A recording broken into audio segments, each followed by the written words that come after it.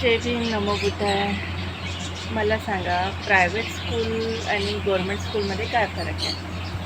आजकाल सगळीकडे वाचण्यामध्ये येत आहे की प्रायव्हेटायझेशन, अर्बनायझेशन इतकं वाढलेलं आहे की स्कूल्स फक्त शिक्षकांकडून नाही, पॅरेंट्सकडून एक लुटीचं साधन म्हणून पाहिलं जातं आहे. पॅरेंट्सकडे त्यांचं शूज असो, युनिफॉर्म असो, स्कूल बस असो, ट्यूशन फीज असो, एक्स्ट्रा करिक्युलर ॲक्टिव्हिटीज असो, इन्फ्रास्ट्रक्चर असो, कम्प्युटर फीज असो, स्पोर्ट्स असो, गेम्स असो, आणि या सगळ्या माध्यमातून पॅरेंट्सकडून भरमसाठ फी वसूल केली जाते प्रायव्हेट स्कूलमध्ये. सगळ्या प्रायव्हेट स्कूल अशा असतात असं नाही आहे, पण मोस्टली हेच सगळीकडे पाहायला मिळते.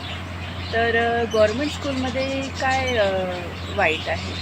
गव्हर्मेंट स्कूलमध्ये त्यांना फ्रीमध्ये एज्युकेशन पण मिळतं, नर्सरीपर्यंत किंवा 5वी ते 8वीपर्यंत, 10वीपर्यंत, 5वीपर्यंत हार्डली 5वीपर्यंत तर फ्री एज्युकेशन मिळतं. तर आणि त्यांच्याकडून स्कूल युनिफॉर्म, शूज पण मिळतं आणि चांगलं एन्व्हायरमेंट पण असतं, काही भेदभाव नसतो. सगळे मिडल क्लास लेवलचे स्टुडंट्स असतात तिथे आणि गरिबांमध्येच परिपक्वता जास्त असते. श्रीमंतांचे लेकरं तर बिघडलेले असतात, जिद्दी असतात, हट्टी असतात आणि आपले बच्चे पण त्यांना पाहून तसंच संगतीचा असर होतो आणि तसंच वागायला पाहतात. ग्राउंड लेवलवर स्टुडंट्सची डेव्हलपमेंट होणं खूप आवश्यक आहे. लहानपणापासून राईट प्रिन्सिपल्स, व्हॅल्यूज त्यांच्यामध्ये रुजणं आवश्यक आहे. त्यांना त्यांच्या पॅरेंट्सची कदर व्हायला हवी, त्यांच्या परिश्रमाची कदर व्हायला हवी, आपल्या शिक्षणाची, आपल्या करिअरची कदर व्हायला हवी.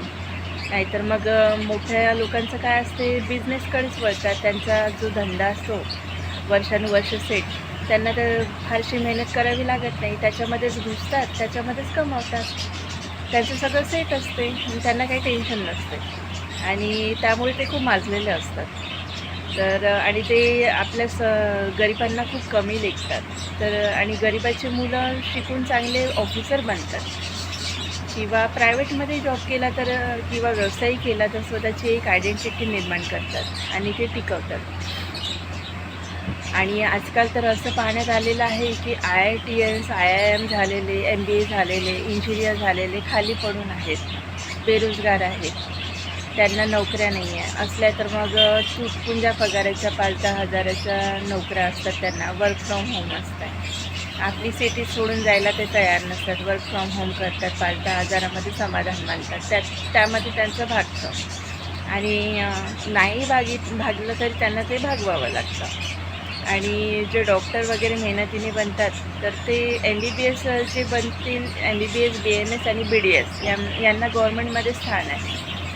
आणि गव्हर्मेंटच्या ज्या पण हॉस्पिटल्स आहेत, PSC आहेत, CGHS आहे, त्यानंतर एम्स आहे, FMC आहे, इथे त्यांना चांगल्या प्रकारची जॉब असते आणि फॉरेन टूर किंवा फॉरेनमध्ये सेटल होण्याचा चान्स पण असतो, स्कोप असतो त्यांना. तर डॉक्टर बनणं फायदेशीर आहेच, पण MBBS, BMS आणि BDS, कारण BHMSसाठी पाहिजे तेवढी प्रगती आपल्या महाराष्ट्रात तर झालेली नाही, अदर स्टेटमध्ये झालेली आहे.